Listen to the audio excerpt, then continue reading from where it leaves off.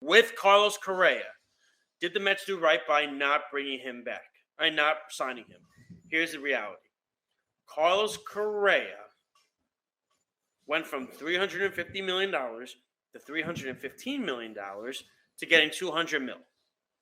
That, to me, is a sign of a problem of a player that when you look at, and I heard Scott Boras's segment on, Darwinism with the body and stuff like that. When I look at the Carlos Correa situation, I was excited for it as a Met fan because I really felt like, okay, this guy could be a piece.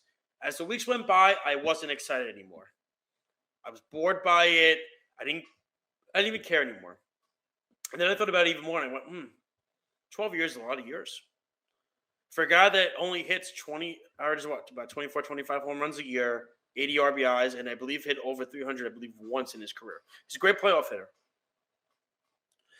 But I think if you're the Mets, I think going out next year and getting a Manny Machado is better suited. That's where the New York Mets need to go, is the Manny Machado sweepstakes. That's the guy you bring in.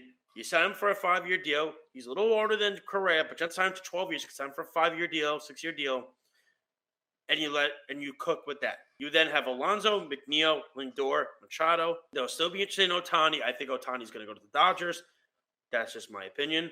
I think the Dodgers are setting up for a run at him. I don't even know if he wants to come out to the East Coast. That's why I think Machado is going to come to the Mets. He doesn't want to be in California anymore. He wants to come out to the East Coast.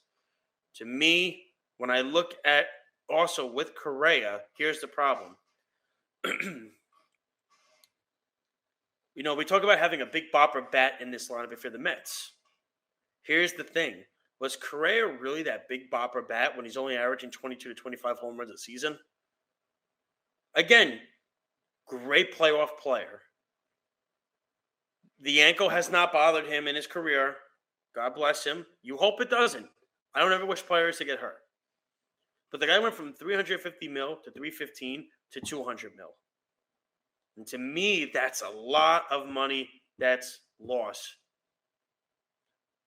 I think the Mets are fine with Eduardo Escobar. And here's another crazy idea. Why not just give Brett Beatty a shot? He was a top prospect at third base last year. Why not give Beatty a chance? We talk about building this farm system up, building this team up through the farm. Why not give Beatty a shot? And if Beatty doesn't work out, then you go and you sign Machado. And you plug Machado in there for a 5 or 6 year deal. He was second in the MVP this year. That's the big bopper hitter that the Mets need behind Alonso. That's the guy. You could have Machado hit 5th behind Alonso. That's the bat that they need. As far as the Yankees go, I know Frankie asked me earlier, I think they did too much? Is it enough? Is it not enough? The Rodon signing was a very good signing. It was a great signing. Here's the issue. The lineup is the same. And yes, I know my dad's been saying that Correa would have been the fifth best hitter in this lineup. And I agree with you. I think behind McNeil, Alonso, Lindor, and Marte, he would have been the 5th best hitter in this lineup. But the Yankees, when you look at them and you see what they're doing, the Yankees have the same lineup. Nothing's changed. They brought Aaron Judge back, and that's it. And they brought Rodon in, and that's it. This is a bridge year for the Yankees. They need to see what they have in Anthony Volpe, Oswaldo Cabrera, and Peraza. They need to see what they have in these 3 guys. Because if they don't have anything in these guys here, and here's the other problem too. The Yankees are tight now. Here's the thing. The problem with the Yankees as well as with Judge is in the playoffs. He's not a good playoff player. We've seen that.